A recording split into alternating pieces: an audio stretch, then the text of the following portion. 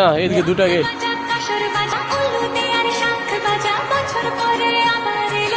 প্রিয় দর্শক বন্ধুরা, আপনাদের সবাইকে স্বাগত আমার ফেসবুকে। বন্ধুরা, এখন আমি নিয়ে আসলাম আপনাদের আমার আগরতলা রামনগর সংঘের প্রতি মণ্ডপ তৈরি হচ্ছে এবং খুব সুন্দর থিম। এবার কাল্পনিক একটি থিম নিয়ে খুব সুন্দর থিম নিয়ে কাজ করছে। বাহিরটা খুবই ভালো লাগছে, আমি দেখাচ্ছি আপনাদের, আপনারা সঙ্গে থাকুন দেখার জন্য। করছে এবং খুব সুন্দর ডেকোরেশন করছে এবং কি তৈরি করছে এবং কতটুকু সৌন্দর্য এবং প্রতিমা কেমন আপনাদের নিয়ে যাচ্ছি। ভিতরে প্রবেশ করব এখন আমি নিয়ে আপনাদের সঙ্গে থাকুন।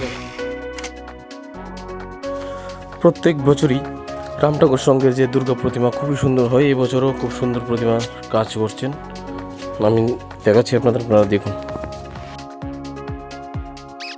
রামনগর সংঘের যে পুজো মণ্ডপে আমি এখন আছি, আর রামনগর পুজো মণ্ডপের ভিতরটা আপনাদেরকে আমি এখন দেখাচ্ছি। রামনগর ভিতরটা দেখতে হলে পুরোটা প্লাইউড দিয়ে বানানো হয়েছে, পুরোটা প্লাইউডের কাজ। এটার মধ্যে আর রং তো অনেক কিছু করানো হবে, পুরোটা আমি আপনাদেরকে দেখাচ্ছি। এখানে আপনারা দেখতে পাচ্ছেন মণ্ডপের যে ভিতরের জায়গাটা এবং মণ্ডপের উপরের জায়গাটা এখন দেখাচ্ছি আমি আপনাদের। পুরোটা ফ্লাইয়ের কাজ, ফ্লাই কাঠ দিয়ে বানানো হয়েছে এবং মণ্ডপের শোভা সৌন্দর্য আপনারা পুজো মণ্ডপে আসলেই দেখতে পারবেন। এখনও কিছু সাজানো হয়নি। এখন আমি আপনাদের দেখাচ্ছি যে মণ্ডপের যে প্রবেশ করবার জায়গাটা, এই জায়গাটা দেখতে পাচ্ছেন মণ্ডপের সামনের জায়গাটা। দুর্গা প্রতিমা আপনারা দেখলেন, এটা হচ্ছে বাহিরের জায়গাটা। প্রবেশ করবে, হ্যাঁ, ও দুইটা গেট হবে। হ্যাঁ, বড় রাউন্ডটা এখান থেকে এন্ট্রি হবে না, এই বড় রাউন্ডটা ভিতরে প্রবেশ করবে। এটা দিয়ে ও এখানে উপরে উঠে যাবে এগুলি।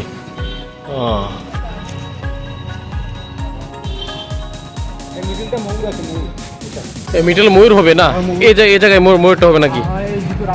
হ্যাঁ হ্যাঁ, ও ময়ূর নিচে দিয়ে আসবে। হ্যাঁ, ও বাহ,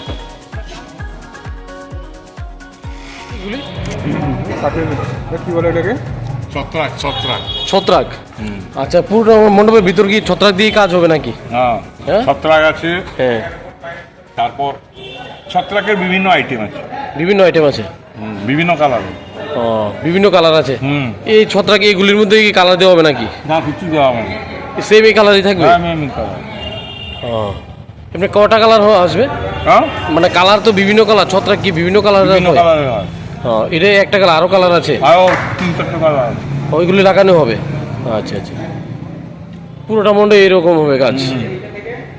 প্রিয় দর্শক বন্ধুরা, এখানে আপনারা দেখতেই পাচ্ছেন এইগুলি লাগানো হচ্ছে। যে এগুলি তো কাঠের না? কাঠের ছত্রাক। কাঠ যখন কাঠ বৃষ্টি পাওয়ার পরে এক ধরনের ছত্রাক জন্মায় কাঠের উপরে। সেইগুলো আদিবাসী লোকেরা কেটে নিয়ে এসব বিক্রি করে বিভিন্ন ঘর সাজের কাজ শুরু করে। সজ্জার পরে ইন্টেরিয়র ডেকোরেশন থেকে শুরু করে এ টু জেড অনেক কিছু কাজ হয়। এগুলো বিদেশেও রপ্তানি। এটা আমাদের পাওয়া যায় আমাদের ঝাড়গ্রাম সাইড, তারপর যেটা আমাদের জঙ্গল আছে ওয়েস্ট বেঙ্গলে, ওইসব জায়গা পাওয়া যায়। ঠিক আছে, মোহনপুর, তারপর এগরার ওপাশ থেকে, মানে উড়িষ্যা বর্ডার থেকে, ঝাড়গ্রাম থেকে টুয়ার্ডস উড়িষ্যা বর্ডারের লাইনটাই বেশি পাওয়া যায়, যেখানটায় আদিবাসীরা বেশি থাকে। জঙ্গল থেকে এগুলো জোগাড় করেন। এগুলো কি ওখান থেকে আনা হয়েছে নাকি? এগুলো সব ওখান থেকে আনা হয়েছে। উড়িষ্যা থেকে? উড়িষ্যা নেই, ওটা হচ্ছে ওয়েস্ট বেঙ্গলের পূর্ব মেদিনীপুর, ঝাড়গ্রাম ডিস্ট্রিক্ট আর পশ্চিম মেদিনীপুর, বিশেষ করে পশ্চিম মেদিনীপুরে বেশি হয়। বোঝা গেছে, মানে পশ্চিমবঙ্গতে আনা হয়েছে রামনগর সংঘের টিমের জন্য বিশেষ করে এগুলি। আচ্ছা, এইগুলি দিয়ে পুরো মণ্ডপে কাজ করবে। কাকুর নামটা? কাকু, আমার নাম চন্দন জানা।